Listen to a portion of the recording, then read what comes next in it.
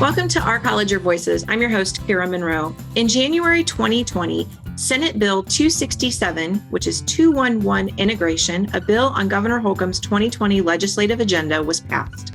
This integration of 211 into state government is another example of Indiana leading the way nationally in creating partnerships that serve its citizens.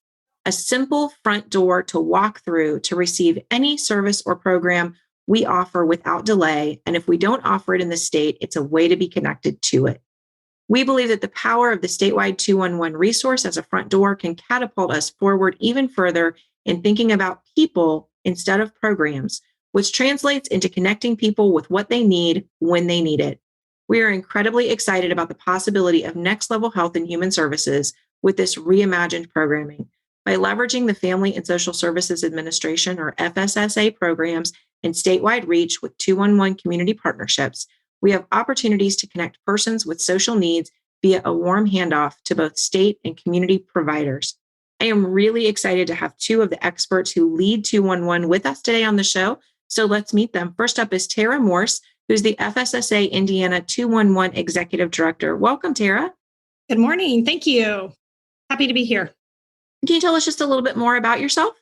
Yes, I've been with the Family and Social Services Administration in various capacities for the past 25 or 30 years. I kind of stopped counting after a while, but I've had a lot of experience in different organizations throughout FSSA. So it was really exciting when we were able to bring 211 as part of our FSSA organizations and really enhancing our service delivery to everyone throughout the state, regardless of their need. So it's been really exciting to be part of this transition. Excellent. And also with us today is Jaimie Ferren, who's the FSSA Indiana 211 Deputy Director. Hi, Jaimie. Hello. Thank you for having us today. My pleasure. Tell us a little bit more about you, please. So I actually started out answering calls at 211 about 10 years ago. I worked at the center in Fort Wayne, Indiana. At that time, we had centers all across the state. We've gone through a lot of transition over those 10 years. Eventually, I served as the director there and then came to Indiana 211. We became a statewide system. So the local centers dissolved and we became one statewide system in early 2020. And so I served as the director there. And then as we've transitioned to FSSA, I'm now serving as the deputy director. Excellent. Welcome to you both. And for our Ivy Tech listeners, I want to make sure I contextualize this episode well. We have student success commitments here at Ivy Tech for students, faculty, and staff. And our fifth student success commitment is about knowing about the resources available to us and then connecting those resources when we need them or helping to direct others to those resources when we think they might need them. And so this is one of those wonderful community partnerships that we have with FSSA. And so for all of our listeners who are inside the college, I hope that you'll keep that in mind in terms of the framework for this episode. I actually have just recently used 211 for something, but I'll share that story after because I would like to know from the two experts, why should I call 211? Well, people call 211 for all kinds of reasons. Sometimes they're calling for themselves. Sometimes they're calling for someone that they care about, a neighbor, a coworker. Because we offer a free service that's completely confidential, it kind of allows us to provide that one-stop shop that people can connect, they can call, they can get answers. We have thousands of health and human service agencies right there in people's local communities all across the state. We can connect people to resources based on their zip code. For example, if you find that your income is falling short, we saw this a lot over the last year. A lot of people unexpectedly had a drop in income. When they were contacting us at 211, obviously, we're going to try to address those immediate needs, help for rent, for utilities. But we also can help them kind of brainstorm and troubleshoot and identify some additional resources that will kind of soften the blow of that job loss. You know, there may be help for food, and they can take some of that money from their grocery budget and put it towards other bills. We may be able to help them with job resources. If they need to complete their GED or HSE, we can also connect them to programs in their area. We find that if we connect people to those community supports, that not only does it help them financially, but it also gives them that security and that connection in their neighborhood. And that's really important to us. We want to make sure people are connected. Again, calling 211, you're calling about one specific thing, and you may find that it leads to multiple resources, multiple connections for things that you had no idea were even available. And the reason I called is you have a role in helping with COVID shots, I believe. Is that correct? The vaccine, yes, we do. Vaccines. Yes. Sorry, I said that wrong. Yeah. Yes. I was verifying the location that something was at before I realized I could do it on the website. So I actually was able to go to the website too from then on. Wonderful. What are the advantages of 211 inclusion in the Family and Social Services Administration, or FSSA? Because that was part of the January 2020 bill that was signed into order, correct?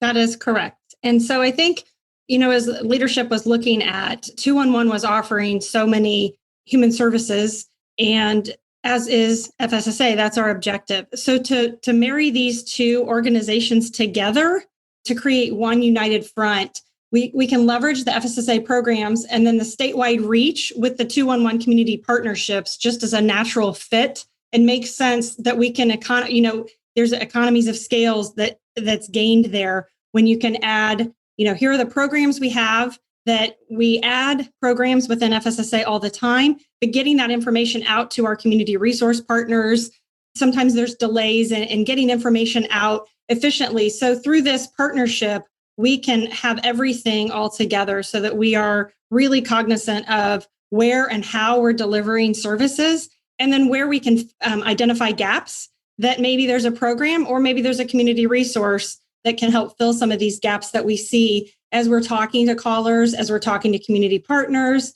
So the integration of 211 into FSSA, it continues that longstanding, relationship within our local communities and our local partners, like the United Ways of Indiana. Without the United Ways of Indiana, 211 would not have grown and had that foundation that we were able to really just transition. So we transitioned the operations and, everything that 211 was doing, it is still continuing to do. So we didn't disrupt the business model of 211.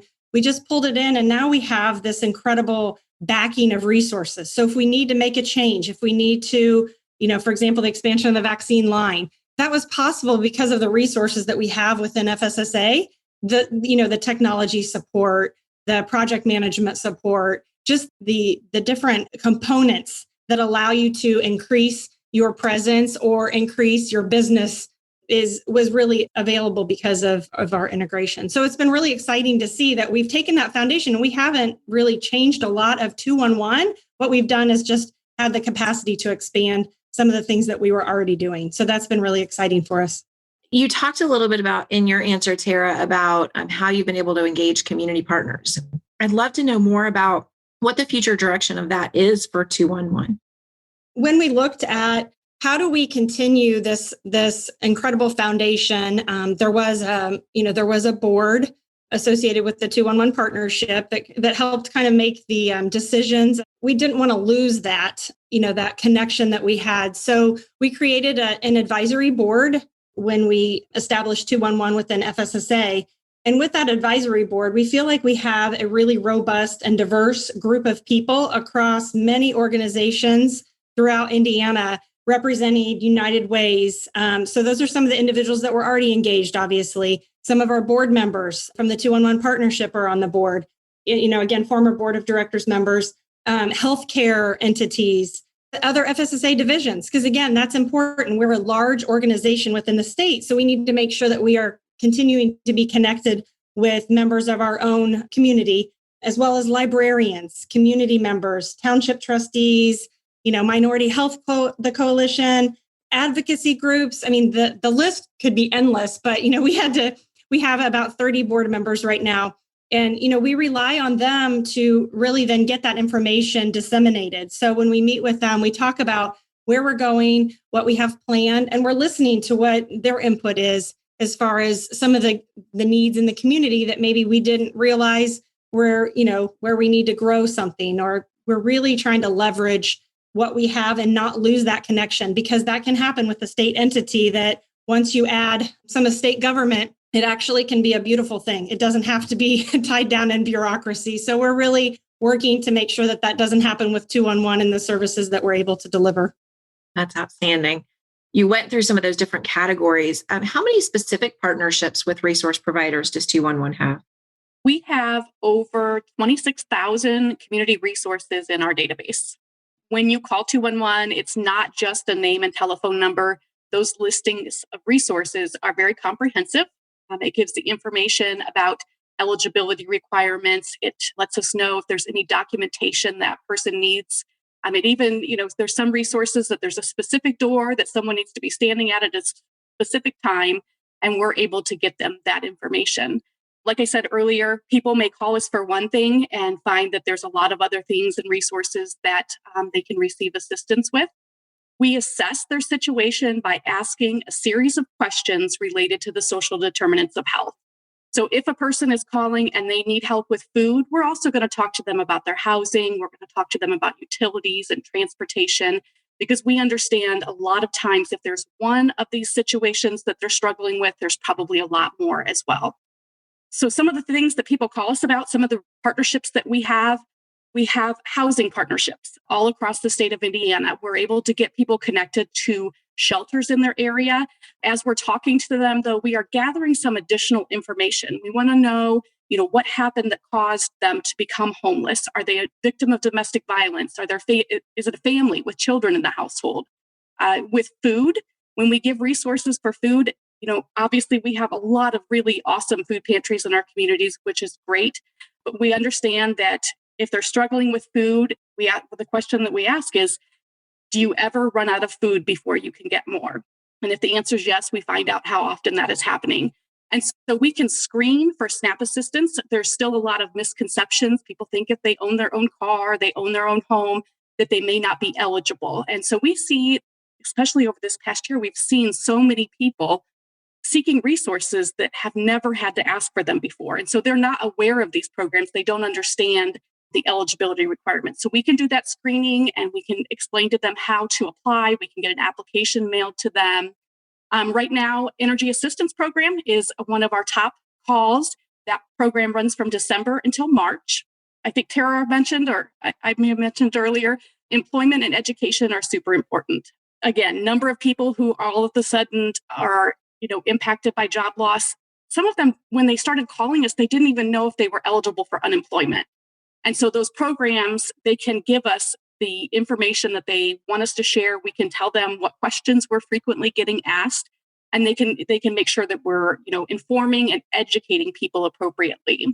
When you talk about healthcare, people lost health insurance, and we have lots of people that we talk to all the time that do not have adequate healthcare. And so we can screen someone based on their household size, their income, to see what healthcare options might be available for them. And then we can get them connected to a healthcare navigator that can help them figure out which resource would be best suited for them. Kelsey talked about our mental health with Be Well, and we provide referrals for counseling, mental health. We've always done that. We also provide information about substance use disorder. So we have an option when you call 211 that you can find out information about substance use disorder treatment all across the state. We utilize a platform called Open Beds, and we can actually go in, determine what level of treatment someone is best suited for, and then get them connected directly to the resources in their community. We can actually see how many beds that facility has open, when the next appointment with the facility might be. And so we're able to do that. And then in addition to that, we can also schedule transportation through Lyft for anyone going to or from substance use disorder treatment. So that's a really awesome thing, because we definitely know that transportation is a huge barrier to services all across the state. Right now, another one of our top calls is for tax assistance. The program is sometimes referred to as VITA, the Volunteer Income Tax Assistance Program. A lot of those are partnered with local United Ways, and so it's just a very natural partnership. We want to make sure that people are not falling victim to rapid refund loans or paying for expensive tax preparation, that they can get that for free. Everybody needs every bit of that tax return, and so we want to make sure that they're able to get that they're able to claim all of the deductions that they have available to them. And then disaster assistance is another partnership that we have Obviously, this pandemic has been a whole new level of disaster assistance, but we also have people contact us when there are widespread power outages, when there are floods, that type of thing. We work with the local emergency management agencies and the Department of Homeland Security. They get us connected. They tell us what resources to get people connected to, and then we go out and we do that for them. Because I always say that we always kind of figure out what's going on in communities before it even hits the news, because people in panic, they're picking up the phone and they're calling us to try to get help. I'm going to ask you in just a second how many people 211 serves, but I want to build on one point that you shared, Jaimie, which is that people often don't know what supports are available to them. And Ivy Tech participates with an organization called the Hope Center to do what's called the Real College Survey. And we did one right at the beginning of COVID. And this is a computer-based survey. So we know one of the things about this survey is that our data is probably underreported, because students in true crisis most likely are not taking the time to fill out a computer-based survey. But we found out that among those who didn't apply for financial supports, 77% stated that they considered themselves ineligible. They hadn't actually determined whether they were ineligible or not. So I think this is something for our audience in particular. We really do need to continue to stress to our students how important it is for them to at least call and find out if they qualify for resources. So how many people does 211 serve each year? On an annual basis, we serve about 250,000 people. We take about 20,000 calls per month on the 211 line alone. That is awesome. All right. So I mentioned that I called 211 for information about my COVID-19 or my dad's COVID-19 vaccine. He's now gotten both of his shots. So we're feeling really good about that. And we were able to use the website to register him. And it was super easy, but 211 was really helpful as well. So I really think Indiana is just doing an amazing job at making that resource available to folks. But what can I expect if I call 211 for COVID-19 vaccine? First of all, I just want to talk about a little bit about why 211 became part of the COVID-19 vaccine response. So undoubtedly, it's our most critical massive health crisis that we have ever experienced in our lifetime, perhaps ever will.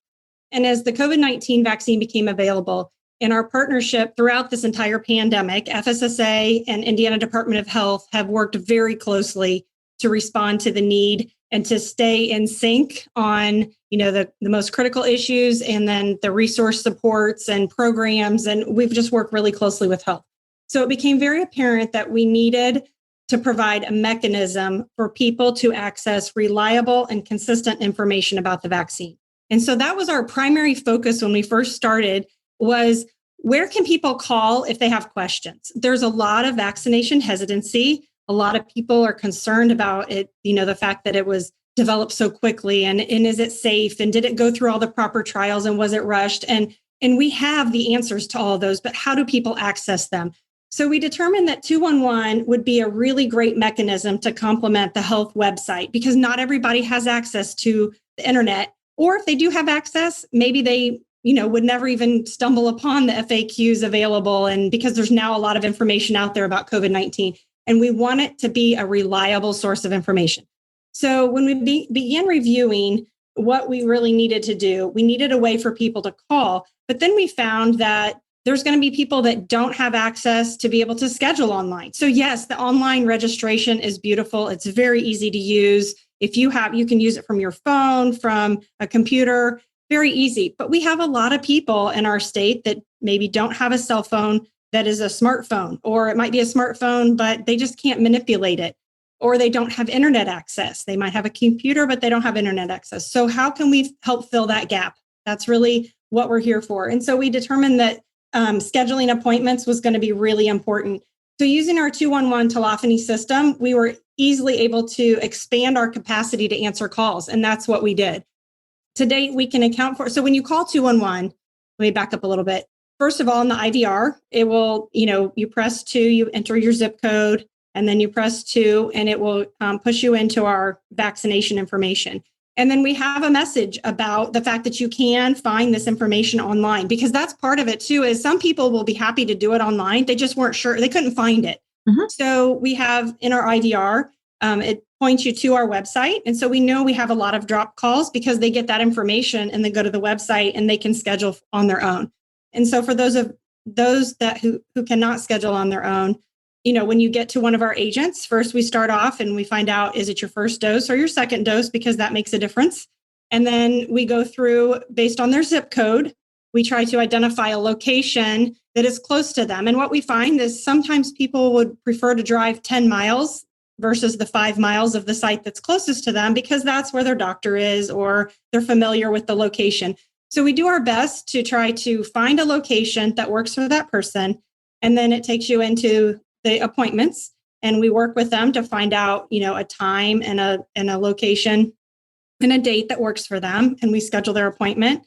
And then the system automatically, if they have a text-enabled phone or if they provide us an email, the system will automatically generate a notification to them that they now are scheduled. Here's the date and time. If they do not, which we do find there are a lot of people that only have landlines, so they don't have a computer, they don't have a phone. So getting those notifications is not going to happen. So we work with them and make sure that they've written everything down. And we also give them the option to call us back. Just, it's as easy as calling 211. I love that. The governor mentioned that in his State of the State address. It's as easy as calling 211. And that's really what our purpose was. Like I said, filling that gap where there's a need. And so with the vaccine line, that's what we've been able to do. And then if somebody needs to reschedule their appointment, that's not something that they're able to do prior to 48 hours to their appointment. So they can call 211 and we can find a date, a time, and a location that's more convenient for them. So it's really been exciting. We've scheduled about 10% of the vaccine appointments per age group. So, the older age group, it was a much higher percentage because we did have a lot of people who did call instead of using the online portal. So it's really exciting to see that, we're playing a part in getting people vaccinated and giving them, we do have people that call and ask questions first. So we go through that FAQ and we only answer from the FAQ. And that FAQ is updated sometimes daily, at least every 3 days by a group of researchers and the Department of Health. Again, it's a partnership with FSSA and Health where we provide additional answers or things are changing constantly. So we want to make sure that we've got a solid source of truth. So if you call us today or you call the Department of Health or you look on the FAQ, no matter where you're going for your information, it's all coming from the Department of Health and it's the same information. That's really what we want to get out to people is like, call us back and ask us. And we're finding that in these times where we have a rollout of an age group, so right now we're 65 and above, and that's been a couple weeks now. So a lot of the calls that we are now receiving are really questions. People are calling and asking for information. And then, reschedules for people who, because of the weather, have to reschedule or, different situations. But we needed to make it, and it's as easy as calling 211 and you can get your needs taken care of. So we're really excited about the fact that we've been able to expand to the level that we have. And I think because the timing was really good for us, for 211 to be part of FSSA, it allowed us to be able to do that. Absolutely. I love that it's getting that exposure right now and people are learning that it's a great resource to call when they have a question or need something. Speaking of expansion, I know that there's something called Indiana Community Connect and that it's going to work with 211. Can you give us a little preview of what that is and how it's going to work? Yeah, we're really excited about this. And again, part of this arose out of the pandemic response is that there was a concern that people were going to need resources. And at that time, 211 had not been fully integrated into FSSA. So it was originally developed kind of as a front door. But what we're realizing is there really is a desire and a need for this. So the Indiana Community Connect is powered by 211. And when I say that, all of our community resources are in the 211 database. And that information is what's sitting behind the Indiana Community Connect resources. So it's a different look and feel, but it's the same information that you're accessing. So that's why we say it's powered by 211. But what's exciting about this is it will afford the opportunity for community partners who want to sign up to be part of it. They can sign up, and as they get referrals to their organizations, they will then be able to go in and look at those referrals and actually make the follow-up and have that direct connection to the individuals. or if their information about their organization changes. And we know that, especially with not-for-profits, sometimes leadership changes, locations might have to change. And so contact information sometimes can be challenging to keep it updated. So this would afford the agency the opportunity to enter that information on their own, to be able to update their own information. And then that information feeds back to our Indiana 211 database, and we can, keep us in sync in real time, which we have not been able to do that up to this point. So that's a really exciting opportunity. And I think that the value for the community partners is that ability to see the referrals that have come to them and then to act on that in a timely manner, and for them to be able to track that. So, they wouldn't necessarily have to keep spreadsheets off onto a side. Every organization has different ways to manage. So we are really excited about that as we continue to build that program, that it will just be an integral part of 211 and just another way for people to get accurate and up-to-date information. Is that available now? It is available in certain areas. So we have not released the big launch of it yet. We're working on that. So we're working with, it was a small pilot program, figure out what is it that we need to enhance and improve before we roll it out to make sure that it's really working for what the community resources need. Yeah, no, that's wonderful. Well, I hope that you'll come back in a few months and tell us how it's going and tell us more about it. But we are excited to continue talking about it. We're excited of where it's going to go. Good. Thank you for giving us the opportunity to share about 211. As you can tell from Jaimie and I are both really passionate about what we are doing, what we're building, kind of where we're going. One of our goals for 2021 was to get public awareness for 211 and understanding that it really is a place for people to call when they need something. And we've seen more people have needed something than ever before. And so that awareness of 211, the vaccine line certainly has helped that. But we don't want people to think it's just the vaccine line. So now 211 is out there. What else can 211 do for us? So we appreciate the opportunity to share what 211 does, and that it is pretty expansive across the state as far as the services and community resources that we have available. Well, every episode ends with a call to action. I'm sure you probably know what this is, but 211 is a free service available to anyone in Indiana, and it is confidential. It is as easy as calling 211. Or for our bordering counties, you may need to dial 1-866-211-9966 to make sure you connect with Indiana 211. Again, that number is 1-866-211-9966 if you're in one of the border counties, but still need information on an Indiana resource. 211 serves every single Hoosier, and if you're not sure if they can meet the need or not, call them anyway. It's as easy as calling 211. And I can testify, it really is that easy. You just dial 211 and it connects you. You can also go on the web to in211.org. That address again, in211.org. 211 is a 24/7 resource. And you can also access 211 services by text Monday through Friday, 8 a.m. to 5 p.m., except on holidays. And you text your zip code to 898-211. So again, if you want to do it by text, Monday through Friday, 8 to 5, you text your zip code to 898-211. Thanks again for joining this episode of Our College, Your Voices. I want to thank the members of today's panel, Tara Morse, who's the FSSA Indiana 211 Executive Director, and Jaimie Ferren, who's the FSSA Indiana 211 Deputy Director. Thank you both so much for joining us today. I'm your host, Kara Monroe. You can connect with me on Twitter at KNM Tweets. Our producer is Sarah Ferguson. You can reach us by email at ourcollegeyourvoices@ivytech.edu. Our website is ivytech.edu/podcast. It's maintained by the Ivy Tech Community College Marketing and Creative Services team. Production assistance for this and every episode provided by Becky Campbell, and our podcast concept is by Matthew Pittman. Theme music and post-production services provided by Jen Eads at the Brassy Broadcasting Company, and we will talk to you next time on Our College, Your Voices.